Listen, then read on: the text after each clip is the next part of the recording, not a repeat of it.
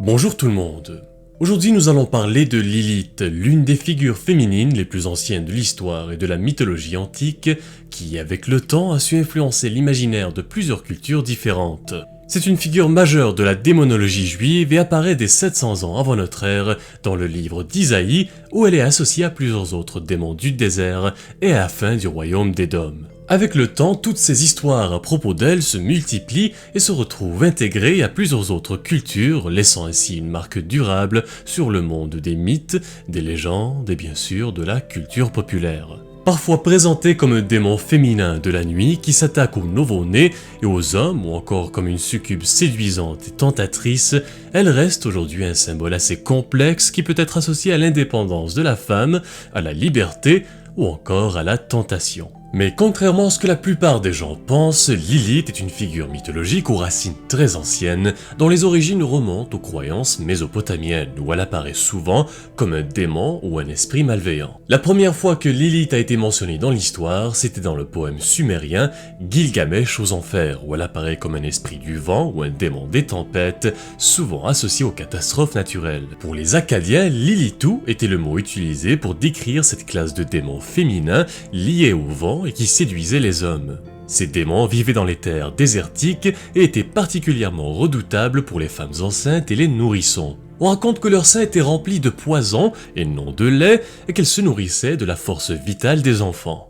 Le nom Lilith est donc la forme hébraïque du mot Lilithu et c'est pour cette raison qu'elle partage plusieurs points communs avec les démons féminins de la démonologie akkadienne. C'est également à peu près dans la même époque que l'épopée de Gilgamesh qu'on retrouve l'une des représentations artistiques les plus anciennes à propos d'elle, la plaque de Bernie, également connue sous le nom de Reine de la Nuit. Sur le relief, elle est représentée comme une belle femme nue, aux ailes d'oiseau, aux pieds griffus et aux cheveux contenus sous une couronne ornée de plusieurs paires de cornes.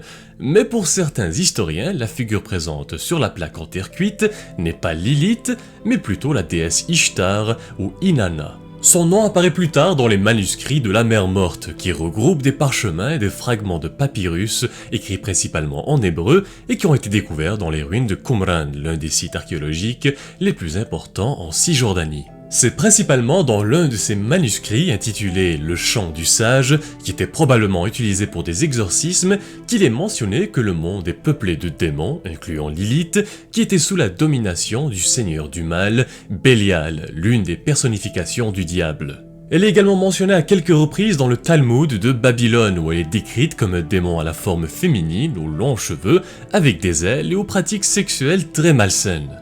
D'ailleurs, il y a même une référence dans les textes où il est mentionné qu'il était interdit de dormir seul dans une maison, surtout pour les hommes, car il était possible pour eux d'être saisis par l'esprit maléfique de Lilith, qui était là pour voler leurs semences, qu'elle utilisait alors pour concevoir des démons. Vous vous doutez bien qu'avec toutes ces histoires, plus horribles les unes que les autres, il est normal que pendant très longtemps elles faisaient partie des créatures démoniaques les plus craintes de la mythologie. C'est pour cette raison qu'il existe plusieurs objets qui avaient été utilisés dans le passé pour tenter de se protéger d'elle et de la repousser. Par exemple, des fouilles archéologiques réalisées dans la ville de Nippur, aujourd'hui en Irak, nous montrent que les personnes qui habitaient là au VIe siècle utilisaient des bols d'incantation en céramique sur lesquels des formules magiques étaient écrites en araméen pour se protéger des démons comme Lilith ou encore Bagdana. Ces bols étaient généralement enterrés à l'envers sous la structure de la maison ou sur le terrain où la maison se trouvait afin de piéger les démons qui tentaient de faire du mal à ceux qui y habitaient. Il y avait aussi des talismans retrouvés dans le site archéologique d'Arslan Tash en Syrie qui datent environ du 8e siècle avant Jésus-Christ. Sur ces talismans, il y avait des incantations qui étaient inscrites et qui étaient destinées à dissuader les démons d'entrer dans les maisons et de faire du mal aux nourrissons en faisant appel à des divinités telles qu'Ashur ou encore Baal. Ces peuples anciens, confrontés à des problèmes qu'ils ne parvenaient pas vraiment à comprendre, comme les fausses couches ou la mortalité infantile très élevée, pensaient que des forces surnaturelles en étaient responsables. Alors, pour expliquer tous ces problèmes sur lesquels ils n'avaient aucun contrôle, ils croyaient aux démons qui s'en prenaient à eux. C'est pourquoi des générations de personnes ont utilisé des amulettes ou encore des charmes protecteurs pour faire face à toutes ces peurs. Jusqu'au 7e siècle de notre ère, Lilith était connue comme une incarnation dangereuse des pouvoirs sombres du mal qu'il fallait éviter à tout prix. Et plus tard, au Moyen-Âge, lorsque l'alphabet de Ben Sira avait été introduit dans l'histoire médiévale, c'est là qu'elle avait été introduite pour la première fois comme la toute première femme d'Adam. C'est là qu'il était mentionné que Dieu avait créé Lilith à partir de la terre, tout comme Adam, mais qu'au moment où elle avait été créée, les deux avaient tout de suite commencé à se disputer. Lilith ne voulait absolument pas se soumettre à Adam et refusait de s'allonger sous lui pour concevoir, et donc elle le déserta et quitta le jardin d'Éden. Pour se venger d'Adam, Lilith s'était mise à la poursuite des nourrissons et des hommes. On raconte qu'elle tuait les bébés dans leur berceau et qu'elle provoquait des fausses couches chez les femmes enceintes et elle rendait les hommes impuissants. Dieu avait ensuite envoyé 3 anges à sa poursuite, Sénoé, Sansénoé et Semangelof, qui avaient finalement retrouvé Lilith sur le bord de la mer Rouge. Les 3 anges, sous les ordres de Dieu, avaient ensuite commandé à la femme d'Adam de revenir au jardin d'Éden au plus vite si elle ne voulait pas que 100 de ses enfants périssent à chaque jour. Mais malgré leurs menaces, elle refusa catégoriquement de revenir auprès d'Adam.